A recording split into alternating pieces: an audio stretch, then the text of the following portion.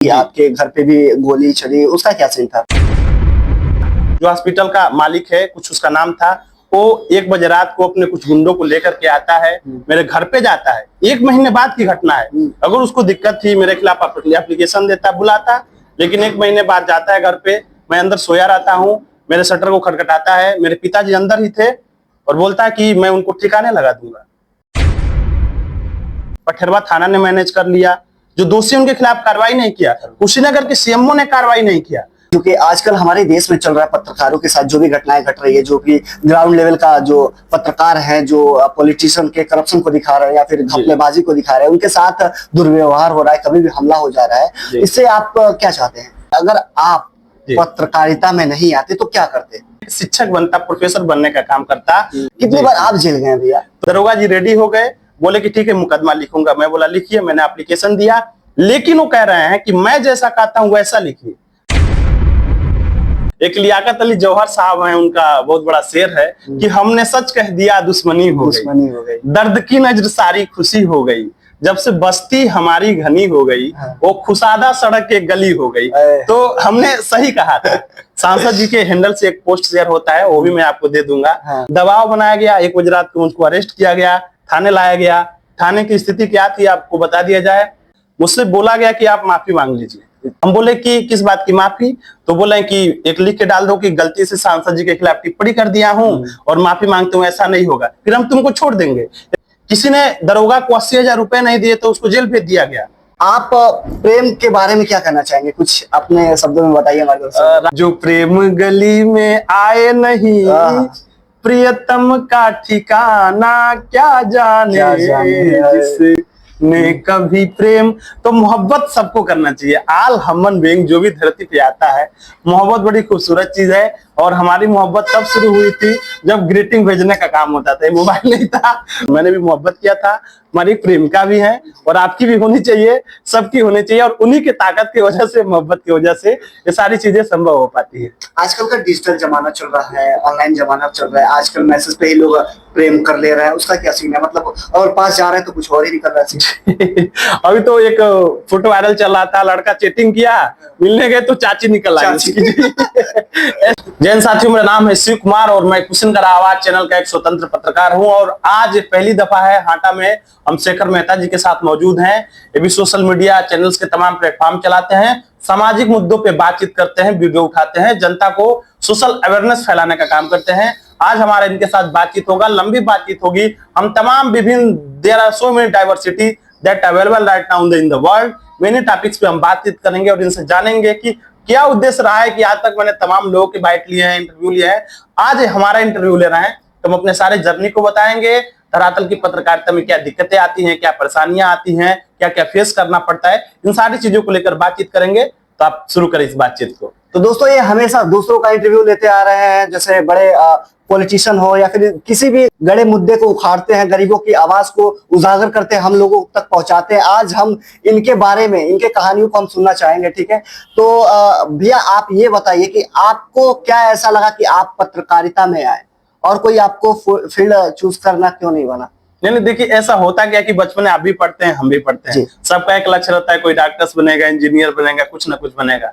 मैं भी साधारण सा फैमिली का बिलोंग करता हूं और मैं सरकारी स्कूल पे हमारी शिक्षा दीक्षा हुई है, ग्रामीण विद्यालय है। अभी देखते हैं वहां पर कहा जाता है खिचड़ी खाने वाली जो बातें आती हैं, भोजन भी बनाया जाता है। तो मेरी प्रारंभिक जो शिक्षा दीक्षा हुई सरकारी विद्यालय पर हुई, फिर मैं अभी हाटा के गांधी स्मारक इंटर कॉलेज में पढ़ा, फिर मैं बुद्धा पीजी कॉलेज में पढ़ा। तो जन्म से ही एक व्यक्तिगत प्रतिभाएं होती हैं सबके अंदर। तो मैं भी स्कूल में कोई प्रोग्राम्स हो, कोई गाना गाना हो या कोई अनाउंसमेंट करने का काम हो, तो ये चीजें मैं करता था। तो पब्लिक जो स्पीकिंग थी मेरी ठीक ठाक थी। तो तमाम लोगों ने ये सजेशन भी दिया कि आप ऐसा बोलते हैं, चूंकि इन फ्यूचर्स के लिए कुछ ना कुछ प्लान्स करने होंगे, तो आप या तो पत्रकारिता में जा सकते हैं या फिर किसी अन्य फील्ड में जा सकते हैं। मैंने भी इन चीजों को देखा, तमाम पत्रकारों को देखा, देश के वरिष्ठ पत्रकार को देखे, तो मुझे भी लगा कि नहीं, अगर मैं, मेरे जो भी विचार हैं, जो भी चीजें हैं, अगर मैं पत्रकारिता में आ जाता हूं तो हमारे रूरल एरिया के जो भी मुद्दे हैं इसको अच्छे से उठा पाऊंगा और मैं भी टीवी में जाऊंगा, टीवी में मेरे भी तस्वीर आने का काम करेगी। तो ऐसी चीजें हुई। तो फिर मैं सोचा कि मैं पत्रकारिता में जाऊंगा, लेकिन कहा जाता है ना कि परिस्थितियां कुछ ऐसी होती हैं। मैं इलाहाबाद विश्वविद्यालय भी गया, जो हमारा है, वहां पढ़ने के लिए, जर्नलिज्म की पढ़ाई के लिए भी गया। वहाँ कुछ दिन रहा, वहाँ की लाइब्रेरी में भी गया, लेकिन परिस्थिति नहीं बन पाई तो मैं कम बैक करके घर पे आ गया। और फिर मैंने वकालत में एडमिशन ले लिया, LLB की जो बात है, क्योंकि अधिवक्ता का भी जो चीजें होती है, बहस करते हैं, आर्गुमेंट करते हैं, तमाम मुद्दों पे स्टडी करने के बाद से करते हैं। तो फिर मैंने वकालत शुरू किया, मैं पढ़ाई किया, मेरे कुछ मित्र हैं जो अभी बैठते हैं, लेकिन कहा जाता है ना कि प्रकृति जो चाहती है, ईश्वर जो चाहती है, जो चीजें होता है, तो फिर मुझे ऐसी चीजें महसूस हुई कि नहीं, मैं वहां पे बेहतर न करके यहाँ पे बेहतर कर सकता हूँ। तो मैंने 1 साल पहले, और इसके पहले भी मैं कई चैनलों के लिए मैं लिखने का काम करता था, वीडियो बना के भेज देता था। फिर लगा कि मुझे स्वयं की चीजें शुरू करनी चाहिए, फिर मैंने अपना चैनल शुरू किया, और आज जनता की मोहब्बत है, आप सारी चीजें देख ही रहे हैं जो भी चीजें। तो दोस्तों, अगर ये सवाल है मेरा पर्सनली है, अगर आप पत्रकारिता में नहीं आते तो क्या करते? मैंने बताया है कि पत्रकारिता में नहीं आते तो हाँ, इसके पास क्या होता है ना, लोगों के पास ऑप्शन होती है। अगर आप ये फील्ड ना चूज करके फिर दूसरे किस फील्ड में जा सकते थे? जी देखिए, चूंकि मैं गोष्ठी में जाने का काम करता था, और मेरा था कि अगर मैं इन चीजों में नहीं आता तो मैं एक शिक्षक बनता, प्रोफेसर बनने का काम करता, और मैं कविताएं भी लिखता हूँ, मैं गोष्ठियों में भी जाता था। और मैंने जब ग्रेजुएशन कंप्लीट किया, लिटरेचर से कंप्लीट किया, इंग्लिश और हिंदी बुद्धा पीजी कॉलेज से मैंने कंप्लीट किया। उसके बाद से मैं बीएड में एडमिशन लेने वाला था कि मैं बीएड कर लूंगा, सरकारी जो भी फॉर्म्स आएंगे मैं टीचर बनूंगा, क्योंकि शुरू से ही मैंने बहुत सारे जो विचारक हैं, हमारे गांधी जी हो गए, ईश्वर चंद्र विद्यासागर हो गए, स्वामी विवेकानंद हो गए, बड़े बड़े जो भी विद्वान हैं, उनकी जीवनियों को मैंने पढ़ा है, चार्ल्स डार्विन को पढ़ा है, तमाम लोगों को पढ़ा, और सोचा कि मैं शिक्षक हो जाऊंगा तो जो भी समाज में इलनेस है, बुराइयां हैं, इसको दूर करने का काम करूंगा, बच्चों के अंदर एक उत्सुकता भरने का काम करूंगा। तो अगर मैं पत्रकारिता के क्षेत्र में नहीं आता तो या तो मैं शिक्षक बनता, नहीं तो जो भी चीजें होती है बनता। दूसरा मेरा लक्ष्य था कि मैं बीएड करके शिक्षक बनने का काम करता। अच्छा, एक बात बताइए, जो कि आजकल हमारे देश में चल रहा है, पत्रकारों के साथ जो भी घटनाएं घट रही है, जो कि ग्राउंड लेवल का जो पत्रकार है, जो पॉलिटिशियन के करप्शन को दिखा रहे हैं या फिर घपलेबाजी को दिखा रहे हैं, उनके साथ दुर्व्यवहार हो रहा है, कभी भी हमला हो जा रहा है, इससे आप क्या चाहते हैं? देखिए, दुर्व्यवहार ही नहीं हो रहा है, कई मामलों में तो हत्याएं तक हो जाती हैं। मुकेश चंद्राकर एक बहुत अच्छे पत्रकार हुए, उनको भी जानते होंगे, छत्तीसगढ़ के, उनकी हत्या करके सेप्टिक टैंक में उनकी लाश मिली। ऐसे बहुत सारे, अब सिर्फ इंडिया की नहीं, आउट ऑफ कंट्री के भी देख लें, बहुत सारी चीजों को जो जर्नलिस्ट एक्सपोज कर रहा है, क्योंकि कहा जाता है कि लोकतंत्र में न्यायपालिका है, कार्यपालिका है, विधायिका है, सारी चीजें, और लोकतंत्र का जो चौथा स्तंभ है पत्रकारिता, और पत्रकारिता हमेशा निष्पक्ष होना चाहिए। आप पीड़ित हैं, कोई पावरफुल है, आपका शोषण करने का काम कर रहा है, तो हमारी जिम्मेदारी है कि आपकी बात को, आवाज को उठाया जाए, क्योंकि अभी जो व्यवस्था है हमारे शासन की, प्रशासन की, ज्यादातर चीजें मैनेज करने की काम की जाती हैं। तो पत्रकार जो होते हैं, उसका जो पीड़ित का आवाज उठाते हैं, पावरफुल है जो जानते ही हैं, दबाव बनाने का काम किया जाता है, कई बार ऐसी चीजें होती हैं, उसको फेस करने का काम किया जाता है। और अगर हमारे आवाज उठाने से अगर आप एक्सपोज हो जा रहे हैं, सामने वाला व्यक्ति एक्सपोज हो जा रहा है, वो सलाखों के बीच चला जा रहा है, उसका जो गलत तरीके से साम्राज्य बना हुआ है वो ध्वस्त हो जाता है, तो उसका तो नुकसान होगा। और इसके लिए वो, आप जान ही रहे हैं कि बदला तो कहीं ना कहीं लेगा, और जिसके लिए ये तमाम हत्याएं हो जाती हैं, हमले भी हो जा रहे हैं। आपने देखा हमारे ऊपर भी तमाम चीजें हुई, मैं भी ये चीजों को महसूस किया कि हम तो, जो हमारी जिम्मेदारी है, टीचर है वो पढ़ाने का काम कर रहा है, इंजीनियर है अपना स्ट्रक्चर्स बनाने का काम कर रहा है, सारी चीजों, तो एक जब पत्रकार सही से काम को दिखाने का काम कर रहा है तो उसके ऊपर इतना प्रेशर क्यों आते हैं, ये बड़ा सवाल है। तो ये चीजें होती हैं कि जब आप जेन्युइन मुद्दों को उठाएंगे, सही को सही कहेंगे, गलत को गलत करेंगे, तो प्रेशर्स आते हैं, बहुत बड़े प्रेशर्स आते हैं, दिक्कतों का भी सामना करना पड़ता है। आपके ऊपर भी हमला हुआ था शायद, रात में एक वीडियो मैंने देखा था कि आपके घर पे भी गोली चली, उसका क्या सीन था? देखिए, उसका सीन था कि अभी हम लोग हाटा में बात कर रहे हैं, और यहीं से 30 किलोमीटर दूर पे फाजिल नगर मौजूद है। वहाँ एक हॉस्पिटल है, कैलाश हॉस्पिटल नाम है, वहाँ वहीं की एक रहने वाली महिला जो प्रेग्नेंट थी, उसका पहला बच्चा था, 4 साल बाद हो रहा था। उसकी डिलीवरी के नाम पे, नॉर्मल डिलीवरी के नाम पे हॉस्पिटल में उसको भर्ती कराया जाता है, और वहाँ की जो डॉक्टर थी वो ऑलरेडी 8 महीने की प्रेग्नेंट थी। सोचिए कि इस देश में व्यवस्थाएं क्या काम कर रही हैं, वो ऑलरेडी प्रेग्नेंट थी, और लोगों ने, अभी देखते हैं हमारे तमाम एक बीच बीच में मामले आते रहते हैं, कमीशन के नाम पर कुछ जो दाइया होती हैं, आशाएं जिनकी नियुक्ति की जाती है, कहते नहीं आप इस हॉस्पिटल में चल चलिए, यहाँ चल चलिए, मरीजों को डाइवर्ट कर देते हैं, लोग ले जाने का काम करते हैं। उनके साथ भी वही हुआ। एक जो वहां की आशा थी, नाम नहीं लूंगा उनका, वो लेकर के गई, भर्ती कराई, और लोगों ने बोला कि आपका नॉर्मल डिलीवरी हो जाएगा और पैसे भी बच जाएंगे, सब ठीक हो जाएगा। ले गए, सारी चीजें एडमिटेड हुई, महिला को भर्ती कराया गया, और नॉर्मल डिलीवरी के नाम पे उसको सुई लगाया गया, तमाम चीजें हुई। परेशान हो गई वो महिला और नॉर्मल डिलीवरी संभव नहीं था उनका, क्योंकि जो डॉक्टर्स की जो भी चीजें हैं रिपोर्ट वगैरह बताती हैं, बताया जा रहा था कि बच्चे की वजन काफी ज्यादा है, सारी चीजें रिपोर्ट में थी। तो महिला बोली, मैंने उससे भी बात किया, वीडियो भी मैंने डाला था कि मैडम अगर आपसे नहीं हो रहा है तो हमको छोड़ दीजिए, मैं ऑपरेशन करवा के बच्चे को करवा लूंगी, ठीक है। लेकिन बोले नहीं अब होगा तब होगा, और बार बार नॉर्मल डिलीवरी के नाम पे उनको टॉर्चर किया गया। और अंत में 7-8 घंटे हॉस्पिटल में उस भर्ती रहे, कैलाश हॉस्पिटल में। और उसके बाद से एक वहीं पे मैक्स हॉस्पिटल है, रातों रात जब उनको लगा कि कंट्रोल नहीं हो पाएगी स्थिति, वहां भेजवा दिया डॉक्टरों ने, उस हॉस्पिटल वाले ने जिन्होंने पहले भर्ती कराया था। उसके बाद से वहां जाता है, वो भी जिम्मेदारी नहीं लेता, बोलता है क्योंकि स्थिति क्रिटिकल है, ये चीजें नहीं हो पाएंगी, कुछ भी हो सकता है। फिर वे लोग भर्ती कराते हैं, फिर उसको जिला पे भेजा जाता है, और उसी दरमियान उनका जो बेटा है होता है उसका मौत हो जाती है, मृत्यु हो जाती है। तब मैक्स हॉस्पिटल में महिला को बचा लिया जाता है, बेटा मर जाता है। इस सारे मामले को हमको वहां के एक स्थानीय पत्रकार ने बताया, अमरजीत उनका नाम है, और एप्लीकेशंस भेजे, सारी चीजों को भेजा। तो मैं देखा कि गलती किसकी है। और इतना ही नहीं, हॉस्पिटल माफियाओं का दबंगई इतना ज्यादा है कि जिस हॉस्पिटल में पहले भर्ती हुई थी वहां के 2-4 लड़के आते हैं, सीसीटीवी फुटेज में था यहाँ मैक्स हॉस्पिटल में, वहां से जाते हैं, जो भी उनका पर्ची डॉक्यूमेंट था उसको लोग ले लेते हैं, जबरदस्ती छीन लेते हैं और लेके चले जाते हैं। बोलते हैं कि हमारे ऊपर कोई एलिगेशन इम्प्यूस नहीं होना चाहिए था। ये सारा मामला मुझे पता चला, मैं गया वहां पे, आवाज उठाया उस महिला को, पीड़ित महिला थी जिसका बेटा मर गया था। वहां पठेरवा थाना, समझिए आज की स्थिति ये है, स्वतंत्र पत्रकारिता खतरे में इसलिए है, पठेरवा थाना ने मैनेज कर लिया, जो दोषी उनके खिलाफ कार्रवाई नहीं किया। कुशीनगर के सीएमओ ने कार्रवाई नहीं किया। मैं 30 किलोमीटर दूर क्यों जाना पड़ा, हाटा से हमको फाजिलनगर इसलिए जाना पड़ा कि वहां के किसी स्थानीय पत्रकार ने, लोगों ने उसकी पीड़ाओं को, हकीकत को नहीं दिखाया। तब मैं गया और वहां से दिखाया, हॉस्पिटल को एक्सपोज किया। मेरे एक और साथी हैं जायसवाल जी, उन्होंने भी उस खबर को चलाया था। और खबर को चलने के 1 महीने बाद जो हॉस्पिटल का मालिक है, कुछ उसका नाम था, वो 1 बजे रात को अपने कुछ गुंडों को लेकर के आता है, मेरे घर पे जाता है। 1 महीने बाद की घटना है। अगर उसको दिक्कत थी, मेरे खिलाफ एप्लीकेशन देता, बुलाता, लेकिन 1 महीने बाद जाता है घर पे। मैं अंदर सोया रहता हूँ, मेरे शटर को खटखटाता है, मेरे पिताजी अंदर ही थे, और बोलता है कि मैं उनको ठिकाने लगा दूंगा। उसकी कही हुई बात है। सोचिए, मैं एक व्यवस्था को दिखाया, एक शोषण को दिखाया, और अगर मैं समझे कि अगर उस दिन निकल जाता घर से तो फायरिंग हो जाती, क्लियरेंस थी, मेरी हत्या हो जाती।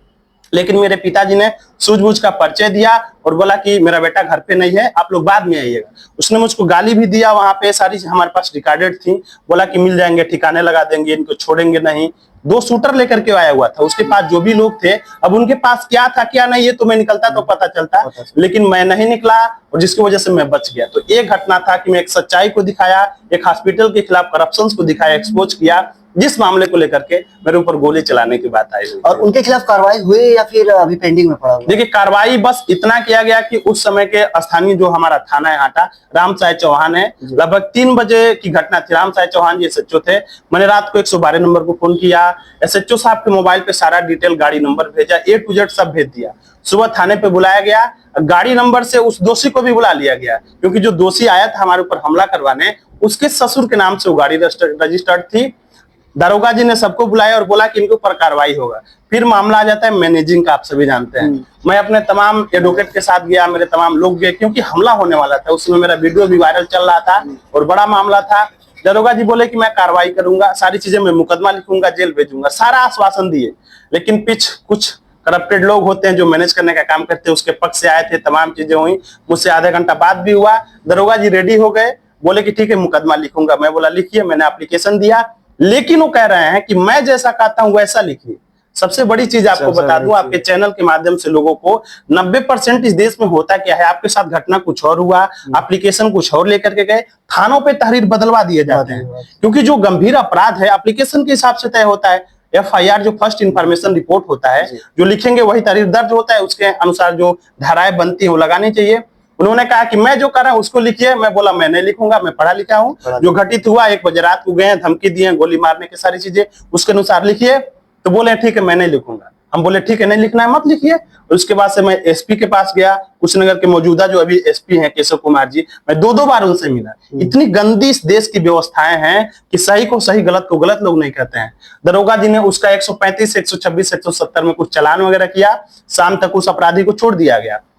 सेम मामले में आपको बता दूं, मैंने जब एक आवाज उठाया था तो 135, 126, 170 में मेरा चालान करके मुझको देवरिया जेल भेज दिया। उसका भी देवरिया गया था। उसका भी मैंने न्यूज देखा था कि आपका वीडियो देखा था कि मैं आया हूँ तारीख देने हाटा तहसील में, अभी देवरिया में, ऐसा कुछ। तो कितनी बार आप जेल गए भैया? तो मैं गया तो जेल एक ही बार गया, मैं आपको बता दूं, क्योंकि मैंने सांसद के खिलाफ के जो सच्चाई था उसको हमने कहा।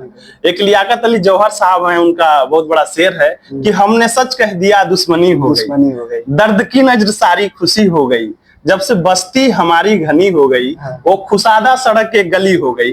तो हमने सही कहा था।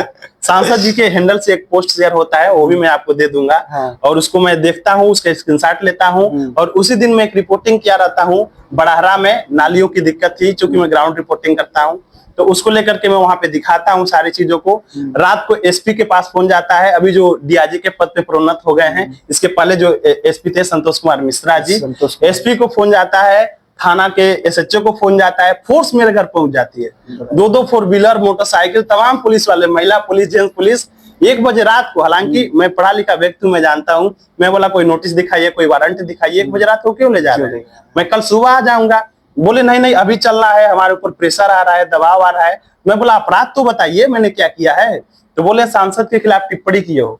मतलब लोकतंत्र में हम जी रहे हैं, संविधान के अंतर्गत जी रहे हैं, और सांसद कोई चीज डाल दिए, भोजपुरी गाना डाल दिए काजल कृष्ण राघवानी और खेसारी लाल यादव का, उसको मैं शेयर कर दिया और उस पर टिप्पणी कर दिया, तो मैं दोषी हो गया। गाना कौन सा जरा बता दीजिए हमारे दर्शकों को। गाने का मैं लिंक आपको दे दूंगा, क्योंकि गा के नहीं बता सकता हूँ, आप देख सकते हैं। सांसद जी के हैंडल से हुआ था, उन्होंने बाद में डिलीट कर लिया। और सांसद जी को जो विजय कुमार दुबे हैं, उनको इस मामले में एक प्रेस कॉन्फ्रेंस करनी चाहिए कि मेरे आईडी से पोस्ट हुआ है। क्योंकि एक जरूरी चीज बता दूं, जो भी हमारे एमपी हैं, एमएलए हैं, मिनिस्टर्स हैं, 95% उनके जो हैंडल होते हैं, कंट्रोल करने वाली उनकी टीम होती है। तो हो सकता है उनके टीम से गलती हुआ हो, वो डिलीट कर दिया, तो उनको तो माफी मांग लेना चाहिए था ना।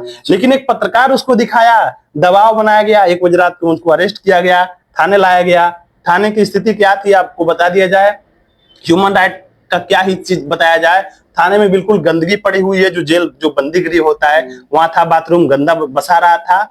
मुझसे बोला गया कि आप माफी मांग लीजिए, एकदम जरूरी बात बता रहा हूँ जो लोगों के साथ घटित हुआ होगा। हम बोले कि किस बात की माफी, तो बोले कि एक लिख के डाल दो कि गलती से सांसद जी के खिलाफ टिप्पणी कर दिया हूँ और माफी मांगते हूँ, ऐसा नहीं होगा, फिर हम तुमको छोड़ देंगे। थाने में एसएचओ की कही हुई बात है। हम बोले सर जब कुछ गलत ही नहीं है तो इसमें माफी वाली क्या सी बात है, गलती तो सांसद के द्वारा हुआ है ना, भोजपुरी गाना का उन्होंने डाला है, और वो भी कोई गलती नहीं है, भोजपुरी है तो है। अब उन्होंने कहा कि नहीं मानोगे, हम बोले नहीं मानेंगे। बोले ठीक है। उस दिन संडे का दिन था, सुबह बोली 11 बजे छोड़ूंगा, 12 1 करके 5 बज गया।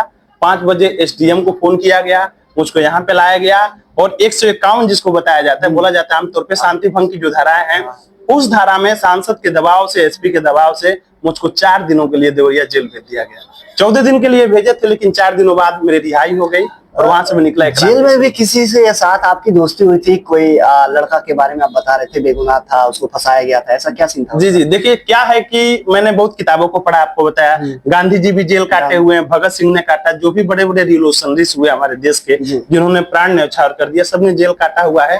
तो वहां 72 कैदी थे, मैंने काउंटिंग किया सारी चीजों को। पहले दिन मैं शाम को 7 बजे जेल पहुंचा, सारे कैदियों को देखा, जीवन में पहली बार मैं जेल गया था। फिर सारे कैदियों को देखा, अगले सुबह मेरा वहां पे मेडिकल वगैरह कुछ हुआ, जो वहां का रूल्स होता है, अंगूठा लगा, सारी चीजें हुई, और मैं वहां पे गया। एक लाइब्रेरी होती है, अगर आप कभी जेल जाएंगे तो जेल में कैदियों के कुछ अधिकार होते हैं, तो वो लाइब्रेरी में मैं गया, और वहां पे लिखा होता है कैदियों का हक अधिकार क्या है। तो मैं बोला मैं पढ़ा लिखा बंदा हूँ, कोई अपराध, गाली गलौज, हत्या, बलात्कार के तो आया नहीं, क्योंकि मैंने तो अपने जनप्रतिनिधि की आलोचना की है। फिर मैं गया वहां पे, किताबें लेकर आया, मोटी सी किताब, उस किताब का नाम है, सबको पढ़ना भी चाहिए, उत्तर प्रदेश में गांधी। उसको मैं पढ़ा, सारे कैदी जो थे, किताब का ही नाम है उत्तर प्रदेश में गांधी। सारे कैदी मुझसे जुड़ने लगे, तमाम वार्ता होने लगी, मैं सबकी पीड़ाओं को जानने लगा कि आप किस लिए आए हैं। कोई 70 साल का कैदी है, तुम किस लिए आए हो बाबा, कोई है 50 साल का भी, आप किस लिए आए। तो सबकी बातें सुनने लगा, और जब मैं बताता था तो लोग मेरे पास बैठ जाते थे। जेलों की स्थिति ये थी कि जहां मेरा बेड था, एक छोटा सा बेड था, वहां पे सब लोग एक बड़े से हाल में रहते थे, सबकी बातें होने, सारे के सारे कैदी मेरे दोस्त हो गए थे। ये सारी चीजें हुई थी मेरे साथ। मतलब जैसे कि आपने बताया किसी से मिलने गए थे आप, पर्सनली एक लड़का था, उसको फंसाएगा, तो उसके बारे में मैं पूछ रहा हूँ। जी, तो उसकी कहानी ये है कि जब मैं जेल गया, जब मैं आउट आ गया जेल से, तो जिस दिन मेरी रिहाई थी, इसको बता दूं, कैदी मेरे पैर पकड़ के रोने लगे बोला यही जाता है कि राधे श्याम शिव कुमार मेरे पिताजी का नाम है, आपकी रिहाई है। तो जब मैं निकला तो इतना घनिष्ठता हो गया था 4 दिनों में, तमाम लड़के जो निर्दोष थे, किसी ने दरोगा को 80,000 रुपए नहीं दिए तो उसको जेल भेज दिया गया। इससे कई हुई बात है। किसी के मामले में सांसद पैरवी कर रहा है, देखिएगा उनको जेल भिजवा दीजिए। ऐसे लोग थे। कोई बुजुर्ग आदमी 40 साल पहले लकड़ी काटा था, काटा कोई और था, दर्शाया कुछ और गया, पुलिस ने उसको उठा के भेज दिया। तो ऐसी पीड़ाओं को मैं महसूस किया कि भाई इतने इनोसेंट लोग क्यों जेलों में हैं, मैं इसका कुछ करूंगा। और उसी समय बैरक नंबर 18 में मेरे साथ ही एक लड़का था, पुरैनी का रहने वाला, उसने एक लड़की से प्रेम विवाह किया था। लड़की उसके घर में रह रही थी, शादी कर लिया, लड़की उसके घर में रह रही है, सारी चीजें हुई। और उसके बाद से उसकी मां ने अज्ञात के खिलाफ मुकदमा दर्ज कराया। ये लोग पकड़े गए तो फिर लड़की की मां ने बोला कि मैं मुकदमे वापस लेना चाह रही हूँ और लड़की शादी कर ली है तो कोई बात नहीं, इसको छोड़ दिया जाए। लेकिन जो दरोगा जी थे, मैं उस वीडियो को भी डाला था और रील काफी वायरल हुआ था, कई लाख लोगों ने उसको देखा था। वो बोले कि कुछ पैसे दे दो तब मामले को कंप्रोमाइज हम करवा देंगे अपना चार्जशीट वगैरह लगा करके। लेकिन उसके पास इतने पैसे नहीं थे कि वो दे पाए। मामला बढ़ता गया, लाखों की डिमांड किए गए थे, नहीं दे पाया तो दरोगा जी दूसरा चार्जशीट लगा करके लड़की का गलत बयान दे दिला करके और उसको जेल भेज दिए। वो लड़का पूरी दास्तान को बताया तो मेरे अंदर एक दर्द था कि अगर मैं निकलूंगा तो इसकी पैरवी करूंगा। मैं जेल से आया, मैं उसके घर पे गया, उसके वकील से मिला जो उसके एडवोकेट थे, उसके पूरे फाइल को पढ़ा, पूरे मामले को देखा और वकील साहब का से पूरी बात बताया। उसके माँ बाप का मैं मुझसे जो हो सकता था हेल्प भी किया और फिर मैं मिलने के लिए भी उससे गया और बताया कि तुम बहुत जल्दी छूट जाओगे, तुम्हारी रिहाई भी हो जाएगी। और कुछ ही दिनों बाद सारा मामला ठीक रहा और उसकी रिहाई भी हो गई। पहला कैदी था जिसको मैंने पैरवी करके लोगों से मिलकर के बाहर भी निकलवाया। तो ये सारी चीजें यही होती है गाइस, ग्राउंड लेवल का जो रिपोर्टिंग करता है उसका पावर ये होता है भैया। क्योंकि अगर आप लोग नेशनल एंकर को देखते हो, कभी किसी को देखे नहीं होगा कि जो नेशनल का न्यूज बनाता है कभी जेल में जाए अपने न्यूज के द्वारा। जाते हैं तो सिर्फ ग्राउंड लेवल के जो रिपोर्टर होते हैं, जो मुद्दों को उठाते हैं, गरीब की आवाज को उठाते हैं, वो जाते हैं। जी जी जी। अभी आपका एक और भी मैंने वीडियो देखा था, उसके हेडिंग पे लिखा था घूस का अड्डा हाटा तहसील। इसका क्या सीन है? घूस का अड्डा हासा तहसील मैंने इसलिए बताया कि अभी आपने देखा होगा कि एक यहाँ के लेखपाल साहब हैं, उनके साथ मैंने माइक लेकर के तहसील में घुस गया था। तारीख पे तारीख हो दे रहे थे। मैं उनके तारीख से बिल्कुल परेशान हो गया था। मैं उनसे परमिशन लिया। लोग कहते हैं एसडीएम साहब गुस्सा हो गए हमारे पे, बोले कि तुम मीडिया वाले हो कैसे अंदर घुस गए। मैं विदाउट परमिशन नहीं गया, तहसील में परमिशन लिया उनसे, मैं आपसे बात करना चाहता हूँ। बोले ठीक है बात करिए। मैं गेट पे, तहसील गेट पे इंट्रोडक्शन दिया अपना, वहां पे गया, उनसे बात किया, काफी वायरल भी हुआ। मतलब ये सारी चीजें वायरल भी हुई। और उसके बाद घूस का अड्डा इसलिए कहा कि आज भी आप देखेंगे अभी जन्म प्रमाण पत्र बन रहा है, मृत्यु प्रमाण पत्र बन रहा है।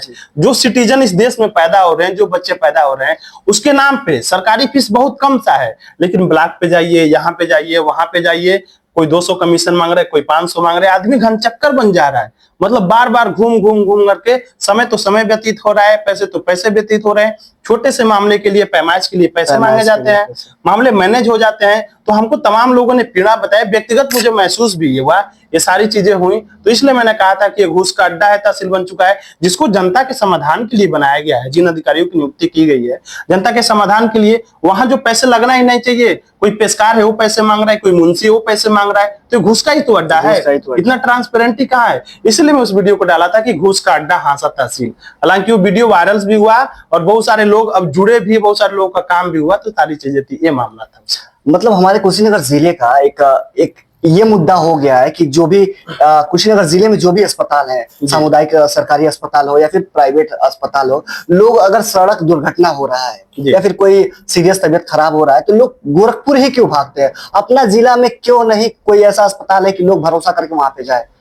इस बारे में क्या कहना देखिए, अस्पताल तो है, ऐसा नहीं कहा जाता कि अस्पताल नहीं है, क्योंकि गांव-गांव अस्पताल बने हुए हैं, छोटे-छोटे स्तर के मेडिकल्स हैं। अपना कुशीनगर में भी बहुत बड़ा अस्पताल है, अपने हाटा में भी हाल ही में रिसेंटली हुआ है। लेकिन जो इक्विपमेंट चाहिए, जो मशीनें चाहिए, एक्सरे करवाने हैं, किसी का अल्ट्रासाउंड कराना है, वो बाहर जाके 600-800 रुपए दे रहा है। अस्पताल में फ्री क्यों व्यवस्था है? हाटा, अपना जो हाटा है, यहाँ भी अल्ट्रासाउंड मशीनें हैं, लेकिन सबकी नहीं हो पाती हैं।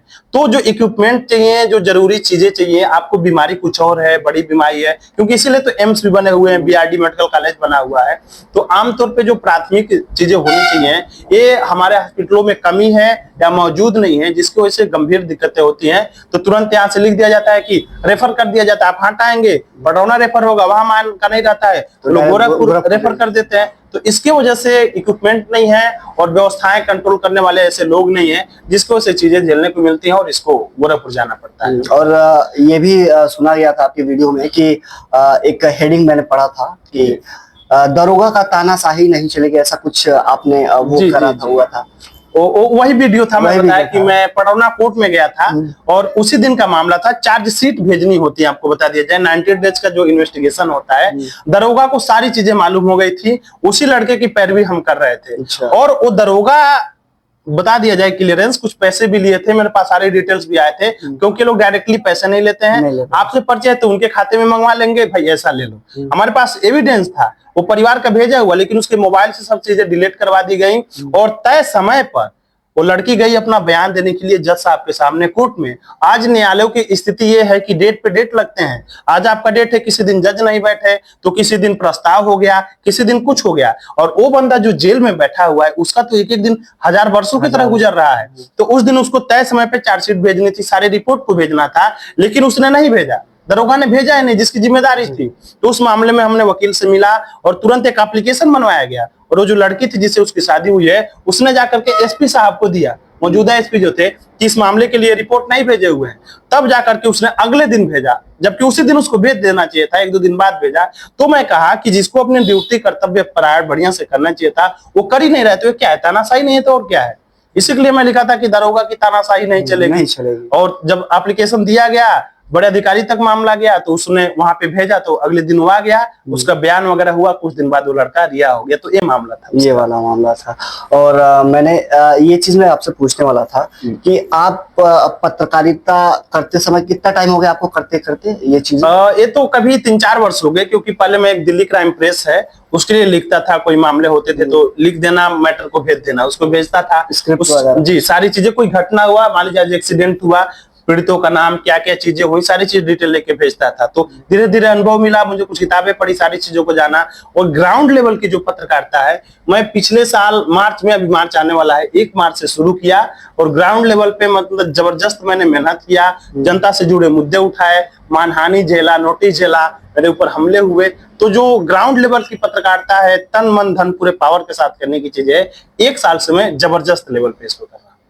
मतलब ये भी मैं आपसे पूछने वाला था कि अगर आप पत्रकारिता, स्वतंत्र जो पत्रकारिता करते हैं, अगर आप स्टार्ट किए, क्या क्या चैलेंजेस फेस करने पड़े? मतलब जो गांव के प्रधान हैं, अभी मैं उस पर बात करने वाला हूँ, जो कि आपको धमकी भी मिला था कि अखिया फूट गई बा, तो रखिया फूटल बा, एक टाली बालू गिरल बा, लेबर फसल बना पोखरा टोला पर, वो जितना वायरल करे हमार बतिया कर दो, सिस्टम में रह, समझलो। ऐसा कुछ, ये क्या सीन था? वो सीन था, वो मेरे गांव का एक पड़ोसी गांव है टिकरी करके, वहाँ के एक प्रधान जी है नंद किशोर जी, नोखेलाल के नाम से जाने जाते हैं। तो वहाँ का सीन ये था कि वहाँ के एक बच्चे ने हमको फोन किया, उसकी 15-16 साल उम्र थी।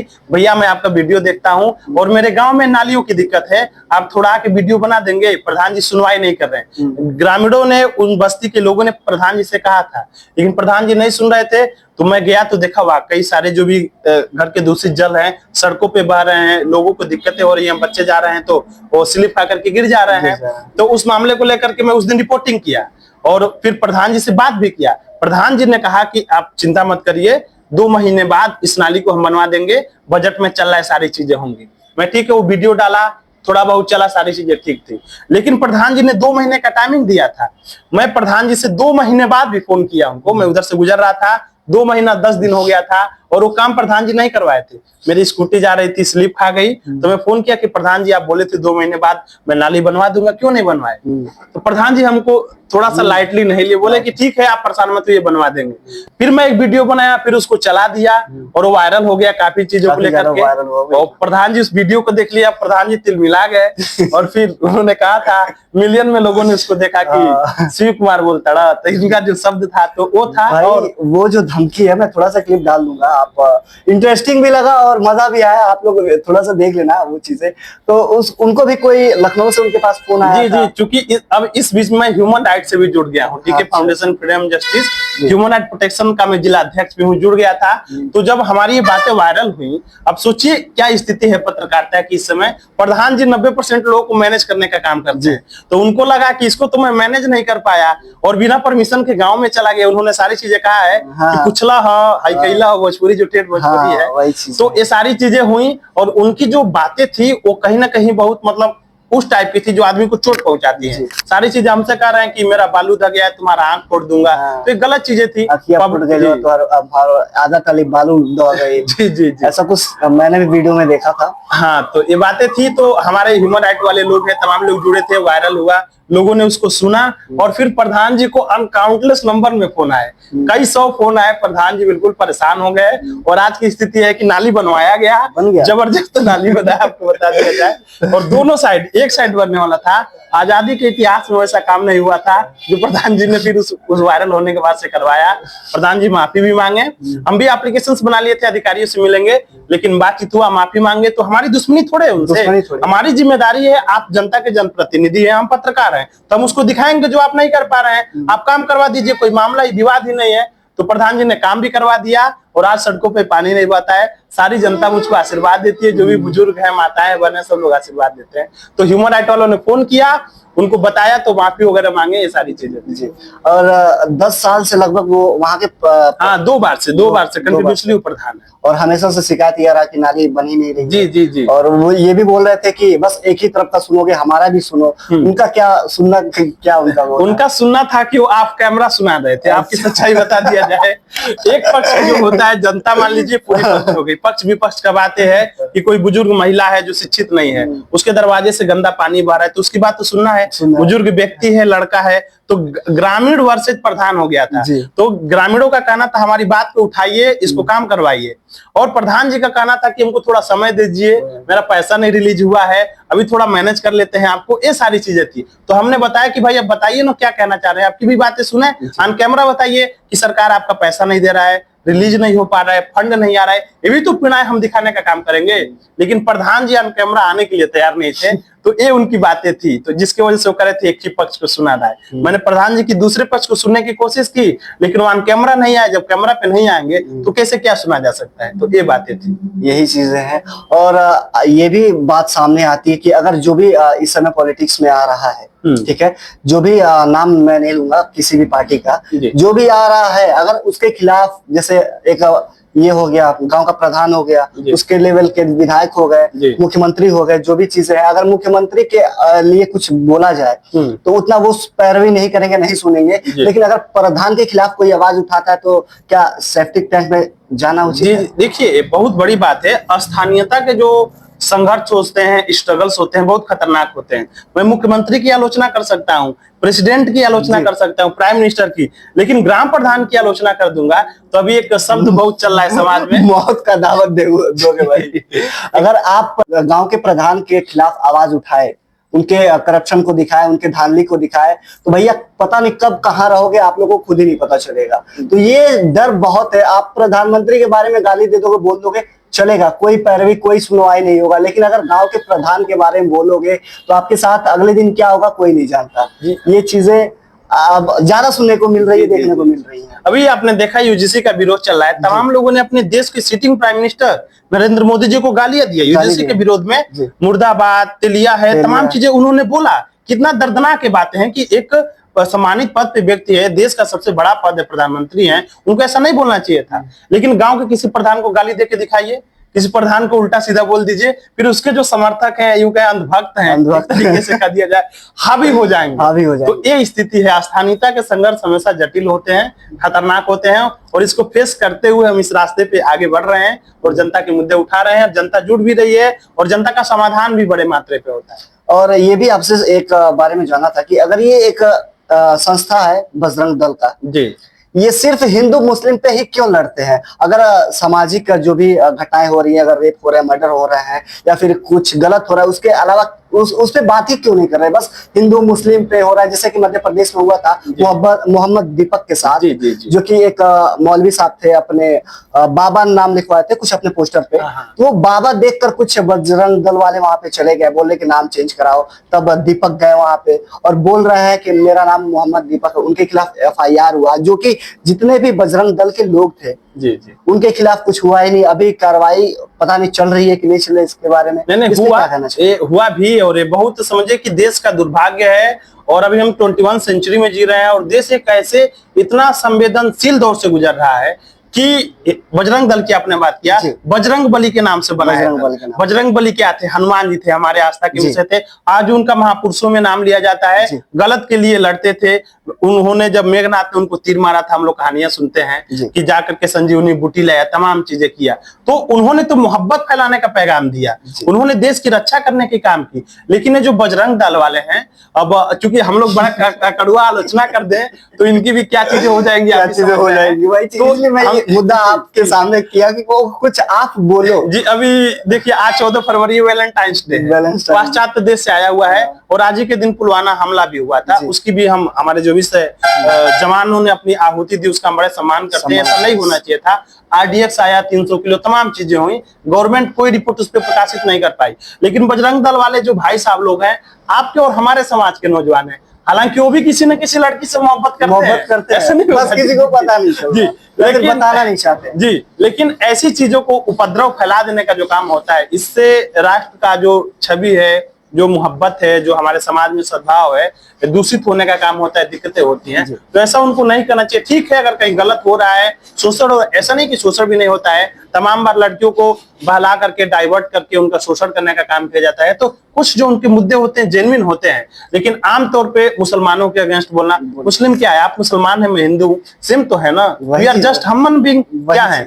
लेकिन फिजा में इतनी नफरतें घोल दी गई हैं। बात हिंदू मुस्लिम की भी नहीं है, वो बस हिंदू मुस्लिम पे ही उठाते हैं। अगर भी कोई दुर्घटना हो गया, फिर रेप वगैरह कोई भी केस हो, आज तक मैंने किसी बजरंग दल वाले को नहीं देखा है कि चलो हमारा बजरंग दल का ये पूरा संस्था है, टीम है, कभी मोमबत्ती जलाया जाए, ये किया जाए, कैंडल मार्च निकाला जाए। ऐसे क्यों नहीं होता? उसमें देखिए, सबसे बड़ी चीज देखने की, उनके जो अध्यक्ष हैं, कोषाध्यक्ष हैं, उपाध्यक्ष हैं, उनकी उम्र देखिए, उनकी मेच्योरिटी देखिए। उसमें कोई 60 साल, 70 साल, 80 साल का या 50 साल, 55 साल का बुजुर्ग नहीं मिलेगा जो सोसाइटी को समझ सके। उनको हिंदू मुस्लिम करना है, आप हिंदू हैं, मैं मुस्लिम हूँ, साथ में क्लास में पढ़ रहे हैं तो दोस्ती थी, सारी चीजें। लेकिन संस्था पे जुड़ने के बाद अब उनके पीछे की आइडियोलॉजी क्या है, क्या उनको ट्रेनिंग्स दिया जाता है, इस पर जांच होना चाहिए भाई, कि क्यों ऐसे मुद्दे आते हैं। किसी का जब रेप हत्या हो जाता है तो आप लोग नहीं आवाज उठाते हैं, और कुछ ऐसे मामले होते हैं जिसको आप लोग हिंदू मुस्लिम का रूप देकर के दंगा करवा देते हैं। तो ये सब सारी चीजें, और अक्सर यही होता है कि हिंदू मुस्लिम ही पे ये मुद्दा उठाया जाता है। मैं अभी एक वीडियो बनाने वाला था, लेकिन अभी बनाया नहीं हूँ, कि बजरंग दल वालों के खिलाफ। मैं खुद ही एक हिंदू हूँ, मैं खुद ही बजरंग बली को बहुत मानता हूँ, लेकिन क्या हमारे बजरंग बली, हमारे जो हनुमान जी हैं, बस हिंदू मुस्लिम पे ही ये लड़ने के लिए बोलते हैं, और भी चीजें के लिए नहीं बोलते हैं? ये चीजें बहुत मैटर करता है, और ये चीजें मैं गलत नहीं बोल रहा हूँ उनको, बहुत अच्छा संस्था है, हमेशा रहे। लेकिन सबके, जो भी गलत कर रहा है, हिंदू हो, मुस्लिम हो, या फिर कोई क्राइम कर रहा है, उसके खिलाफ बोलना चाहिए, तो उनके खिलाफ नहीं बोल रहा है। और ज्यादातर देखा जाए कुछ पार्टीज में वही शामिल है। जी जी जी जी। कुछ पार्टीज में बजरंग दल वाले ही, उन्हीं के हिसाब से वो पार्टी चल रहा है। नहीं, तमाम दल है, करड़ी सेना चल रहा है, राजपूतों का चल रहा है, तमाम देश में, चूंकि हम लोग स्वतंत्र देश में है, संवैधानिक अधिकार है, कोई भी दल बना सकता है, संस्था बना सकता है, कर सकता है, और अपने हिसाब से जो भी आपका आर्टिकल ऑफ मेमोरेंडम होता है उसके अनुसार आप काम कर सकते हैं। लेकिन ऐसी चीजें सिर्फ बार बार एक वर्ग विशेष को टारगेट करना, ऐसी नहीं होनी चाहिए। और उनके जो भी सीनियर्स हैं, उनका जो भी रूल्स रेगुलेशन है, इस पर थोड़ा चेंजेस करना चाहिए। अगर गलत हो रहा है तो उसका विरोध हो, लेकिन जो सही जेन्युइन चीजें हैं उस पे भी उनको सपोर्ट किए जाने का काम करना चाहिए। तो बजरंग दल वाले अच्छा काम भी करते हैं, कई बार ऐसे किसी के साथ गलत होता है तो आवाज उठाते हैं, न्याय भी तो मिलता है।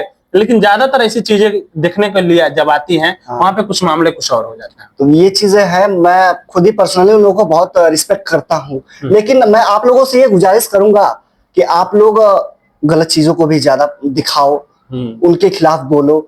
जो हमारे हिंदू हो चाहे मुस्लिम हो, जो ये भाई ना कहे कि ये बस ये दल जो है हिंदू के लिए है, नहीं, क्योंकि हमारे देश में मुसलमान भी बेटियां हैं, हिंदू भी बेटियां हैं। गलत दोनों लोगों के साथ हो तो आप बस हिंदू के साथ तो जाओगे नहीं, मुसलमान भी तो है, वो भी तो अपने देश के, अपने घर की लड़की है। तो ये चीजें हमारा कुछ नफरत नहीं है, बस थोड़ा सा एक एडवाइस बोलो या फिर थोड़ा सा बातचीत बोल लो, क्योंकि मुझे इतना एक्सपीरियंस नहीं है, जो कि भैया को से भी कुछ बातें पता चली। तो ये चीजें मैं चाहता हूँ कि आप लोगों से हाथ जोड़ के गुजारिश है कि आप लोग खुद ये चीज अपने में थोड़ा सा बदलाव करो, और भी अच्छा होगा, और आपका दल और भी इंटरनेशनल तक जाएगा। तो अच्छा लगा तो हम भी ज्वाइन करेंगे बजरंग दल। बिल्कुल, हम लोग खुद ही मानने वाले हैं हनुमान जी के लिए। आप जब पत्रकारिता में है तो ऐसा क्या वाकया हुआ जो आप कभी भूल ना पाए? कुछ ऐसा, कुछ चीजें ऐसा कई बार हुआ। देखिए, एक बार की बात नहीं है, कुछ ऐसे मामले हुए जो मैं स्वयं अचंभित रह गया, दंग रह गया। कई बार मैं अकेले जाता हूँ, दूर दूर तक जाता हूँ, कई बार कुछ खबरें मैं देखता हूँ कि इनकी हत्या हो गई। मेरे घर बार, मेरी भी फैमिली है, मेरी माँ है, बहन है, भाई है, रिश्तेदार हैं, सब लोग, उन्हें भी एक भय होता है, डर होता है कि इतना रिस्क का काम कर रहे हो, गलत को उजागर कर रहे हो, कल को अगर तुम्हारे साथ कुछ अनवांटेड हो जाए तो फिर क्या होगा। तो ऐसी चीजें होंगी। और मेरे साथ एक दफा की मैं आपको बात बताने जा रहा हूँ, अकेले की बात है कि मैं बहुत दूर गया था, खड्डा की तरफ एक मुद्दे उठाने के लिए गया था।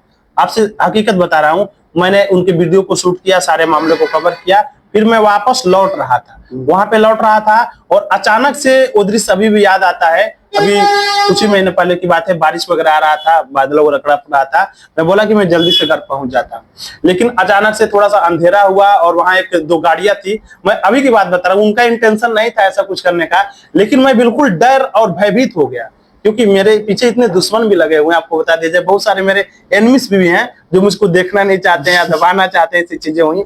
तो वो जो था, मैं काफी दूर था, अचानक से उनकी गाड़ियां रुकी, मैं भी वहीं पे रुक गया, किनारे एरिया की बात बता रहा हूँ। और फिर मेरे जो अंदर की चीजें थी, मैं काफी भयभीत हो गया, लेकिन फिर ऐसा कुछ हुआ नहीं। उन लोगों का, हमारा ऐसा कुछ था नहीं, उस बात को मैं दिखाया भी नहीं, क्योंकि ऐसा कुछ होने वाला नहीं था। फिर मैं वहां से निकल आया, लेकिन वो बार बार याद आता है कि मैं कहीं जा रहा हूँ, शाम को हो जाए, कोई अचानक से आ जाए, मुझको हमला कर दे, मैं अकेले हूँ तो क्या होगा। तो इस बात को लेकर के मैं कभी भूल नहीं पाता हूँ कि शाम का दृश्य था, बारिश का माहौल था, ऐसी चीजें हो रही थी, अचानक से कुछ गाड़ियां रुकी हुई थी, एक रास्ते से मैं गुजर रहा था और मुझको लगा कि शायद ये मेरा अंतिम दिन है, हो सकता है यहाँ कुछ हो जाए, लेकिन अब जाको राके साइयां मार सके ना कोई। तो ये चीजें थी, तो उसे मुझे कभी कभी याद आता है। लेकिन वीर तुम बड़े चलो, वीर तुम बड़े चलो वाली बात है, तो मैं चलता गया। मेरा सवाल ये था कि क्या अगर आपके पास पैसा है, पावर है, तो कानून आपके जेब में है, आपका कानून कुछ नहीं बिगाड़ सकता? नहीं, ऐसी बात नहीं है, बिगाड़ सकता है। आप कितने हाल ही का मामला अभी सामने आया, कानपुर का एक्सीडेंट जो हुआ है, आपने अगर न्यूज देखा हो? हाँ, मैं देखा हूँ, जान रहा हूँ। शिवम मिश्रा का जो मामला है, लैम्बोर्गिनी की जो बात है, देखिए कानून सबको इक्वल बनाया गया, और ये गलत नहीं कहा जा सकता है कि भारत में रूल्स बनते हैं तोड़ने के लिए, कानून का दुरुपयोग भी होता है। अगर आपके पास पैसे हैं, पावर हैं, तो पैरवी कैसे होता है, मैं भी आपको बता दूं। कई सारे बड़े बड़े अधिकारी, बड़े बड़े नेता भी हमारे जाल में कई बार फंसे, मामले को मैनेज करने की कोशिश की जाती है। आप बड़े अपराधी हैं, आपके पास पैसा है, सारी चीजें हैं, तो आपके लिए तमाम लोग पैरवी करेंगे, बड़े से बड़े वकील रखे जाएंगे, बड़े से बड़े लोग एक्सपर्ट रखे जाएंगे आपको बचाने के लिए। लेकिन कानून तो सेम है ना, अगर आपका दोष सिद्ध हो गया तो आप जाएंगे। आप देख सकते हैं बहुत सारे देश के चीफ मिनिस्टर्स हैं, वो भी जेल में गए हैं, तमाम ऐसे लोग हैं जो आजीवन कारावास झेल रहे हैं। तो ऐसी तमाम सारी चीजें हैं। कानून का दुरुपयोग जरूर होता है, लेकिन अगर सही से पैरवी करने वाले वकील हैं, सही से लोग हैं, अगर उसको करते हैं तो ठीक होगा। कानून का दुरुपयोग नहीं किया जा सकता है। कुशीनगर जिले में एक एंटी करप्शन व्हाट्सएप नंबर जारी किया गया था, जो कि एसपी सर के द्वारा जारी किया गया था, जो हमारे कुशीनगर के एसपी हैं उनके द्वारा। तो उससे क्या लाभ होगा लोगों को, हमारे दर्शकों को, कुशीनगर के लोगों को क्या लाभ होने वाला है? देखिए, कुछ ही महीनों पहले कुशीनगर के एसपी साहब जो हैं, केशव कुमार जी, अच्छा काम भी कर रहे हैं और भ्रष्टाचार विरोधी तमाम रूल्स देश में भी बने हुए हैं। लेकिन जिले लेवल पर उन्होंने एक नंबर जारी किया, इसलिए कि कोई भी पुलिस विभाग का अधिकारी, क्योंकि उनके डिपार्टमेंट के ऊपर लगातार अंगुलियां उठती रहती हैं। आप देखते होंगे आज की जो जनता है पुलिस विभाग से संतुष्ट नहीं रहती है। कई बार पुलिस के अच्छे चेहरे भी आते हैं, पुलिस ने अच्छा काम करता है, लेकिन पुलिस का र्यूमर्स फैला दिया गया है या उनके कार्यों की वजह से, एक्शन की वजह से इतना वो हो गया है कि लोग विश्वास नहीं करते। तो उन्होंने एक नंबर जारी किया कि अगर किसी भी विभाग के थ्रू गलत काम किया जाता है, कोई कमीशन मांगता है, अपने ड्यूटी में लापरवाही बरतता है किसी प्रकार से, तो आप उसकी शिकायत उस पर दर्ज करा सकते हैं। कोई आपके पास क्लिप है, वीडियो है, प्रूफ है, एविडेंस है, आप भेजेंगे, आपका पहचान गुप्त रखा जाएगा और उस पर कार्रवाई भी की जाएगी अगर वो जारी करेंगे आम जनता के लिए, क्योंकि सरकार का भी यही लक्ष्य होता है कि जनता को ज्यादा से ज्यादा तक सुविधाएं उपलब्ध करवा जाए। तो कुशीनगर एसपी साहब ने उसको जारी किया था। सुनने में भी आया कि एक दो लोगों के खिलाफ ऐसी शिकायतें मिली, प्रूफ भी मिला, तो शायद एक्शन भी लिया गया, किसी को लाइन हाजिर भी किया गया। तो उसका भी नंबर दिया हुआ है। अगर आपको किसी प्रकार से दिक्कत महसूस होता है, कोई विभाग का दरोगा है, इन्वेस्टिगेशन के नाम पर, मुकदमा लिखने के नाम पर, फर्जी मामले में किसी को आपको फंसाने की कोशिश करता है, पैसे मांगते हैं किसी प्रकार का, तो आपका जिम्मेदारी था उस पर शिकायत करना। आपके पहचान को गुप्त रखते हुए अगर वो गलत पाए जाते हैं तो उनपे उनकी जिम्मेदारी थी कार्रवाई करना, इसलिए वो नंबर जारी किया गया था। अभी वो जारी भी है, चल भी रहा है। तो ये नंबर मैं आप स्क्रीन पे दे दूंगा, आप लोग देख लीजिएगा। ये नंबर बहुत जरूरी है आपके लिए, आपके घर वालों के लिए। जो भी चीजें हैं, ये चीजें क्या होता है ना कि अगर इस समय जो सिचुएशन चल रहा है, अगर हमारे साथ पुलिस खड़ा हो जाए ना, तो हम लोग असहज महसूस करेंगे, हम लोग सेफ महसूस नहीं करेंगे, क्योंकि वो हमारी सुरक्षा के लिए खड़ा है। लेकिन आप नहीं चाहेंगे कि वो हमारे साथ रहे। तो ये चीजें हो रही हैं, बढ़ रही हैं, तो इसके खिलाफ ये चीज नंबर जारी किया गया कि अगर कोई पुलिस वाला आपके साथ करप्शन कर रहा है, रिश्वत की मांग कर रहा है, तो आप वीडियो बना सकते हैं गुप्त रूप से और उस नंबर पे भेज सकते हैं। जो भी सरकारी कर्मचारी होगा, पुलिस कर्मचारी होगा, उसके खिलाफ कार्रवाई की जाएगी। तो और बहुत लोग भी लाइन हाजिर भी हुए हैं, इसका फायदा हो रहा है। तो नंबर स्क्रीन पे है, आप लोग देख लीजिएगा। और ये भी आपसे एक सवाल था कि अगर कोई लड़का, जो नया लड़का हो, अगर मीडिया लाइन में ग्राउंड रिपोर्टिंग करना चाहता है, तो क्या उसको संदेश देना चाहेंगे? सबसे पहले तो ये है कि आपके पास नॉलेज होना चाहिए। Education is the most powerful weapon, आप जानते हैं। किताबों का अध्ययन होना चाहिए, स्किल, बोलने की स्किल, शैली होनी चाहिए। अभी हाल ही में किताब रिसेंटली पढ़ रहा था, उसमें दिया गया कि खबर बनाना पत्रकारिता नहीं है, खबरों को बनाना पत्रकारिता नहीं है, खबर को बताना पत्रकारिता है। कैसे आप अपने एक्सप्रेशंस कह पाते हैं, कोई घटना घटित हुआ है जनता तक, क्योंकि पब्लिक ही देखती है, पब्लिक तक किसी खबर को कैसे पहुंचा पाते हैं, उनके दिलों तक कैसे पहुंच पाते, उनको घटना कैसे समझ में आ पाता है, ये पत्रकारिता है।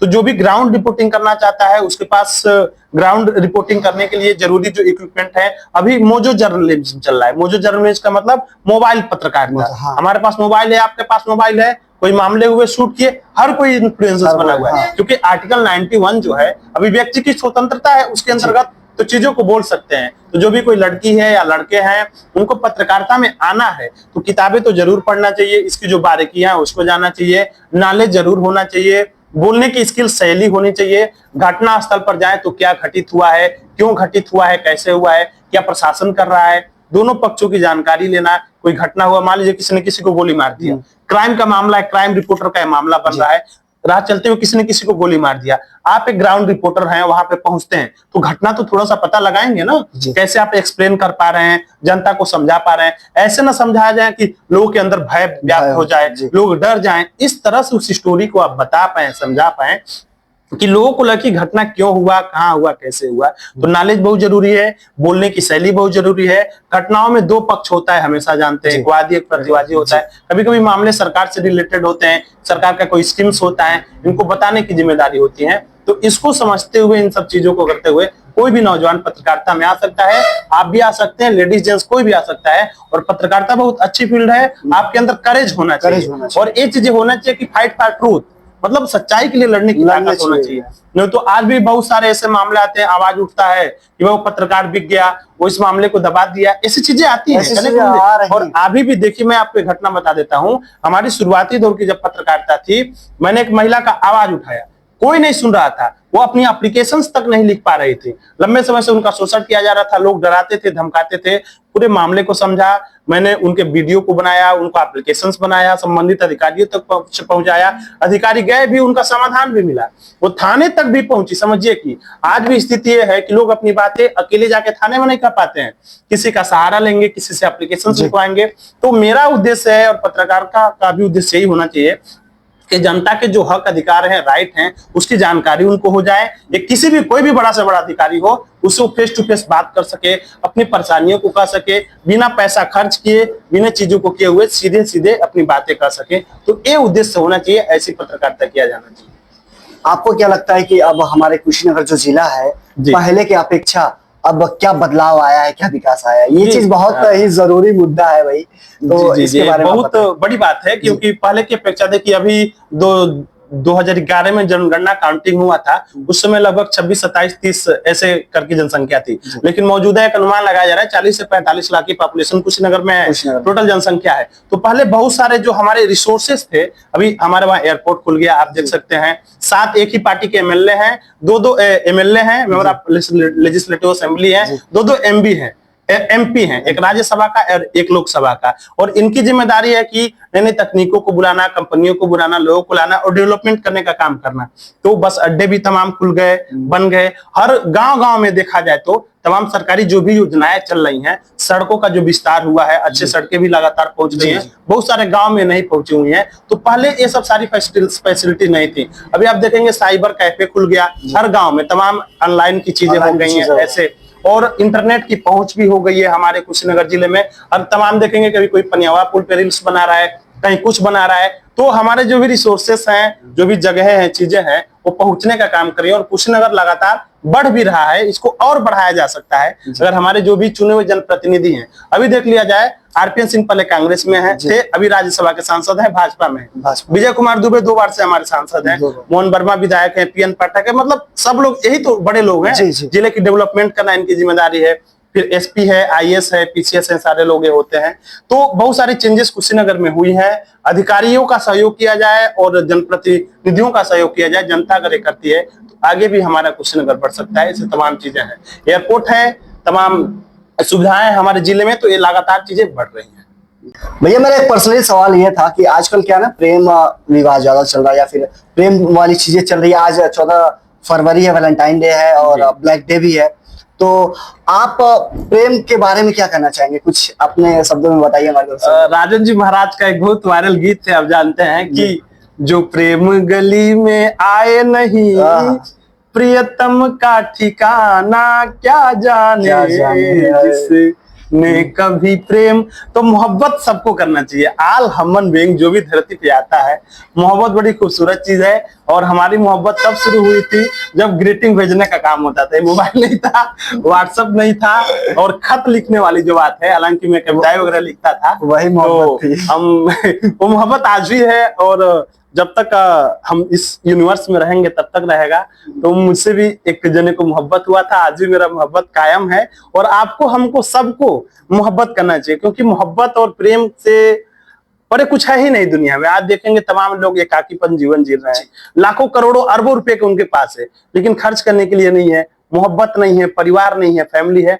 ये बहुत खूबसूरत चीज है। मुझको भी मोहब्बत हुआ था, आज भी मेरी प्रेमिका है, आज भी सब कुछ है, और उन्हीं का ताकत है। और चे गुवेरा का नाम सुने होंगे, क्रांतिकारी हुए, तो उन्होंने जी मोहब्बत किया था। तो मोहब्बत की जो चीजें हैं, ताकत है, बहुत खूबसूरत है। और मैंने भी मोहब्बत किया था, हमारी प्रेमिका भी है, और आपकी भी होनी चाहिए, सबकी होनी चाहिए। और उन्हीं के ताकत की वजह से, मोहब्बत की वजह से ये सारी चीजें संभव हो पाती है। आजकल का डिजिटल जमाना चल रहा है, ऑनलाइन जमाना चल रहा है, आजकल मैसेज पे ही लोग प्रेम कर ले रहे हैं, उसका क्या सीन है? मतलब और पास जा रहे हैं तो कुछ और ही निकल रहा है।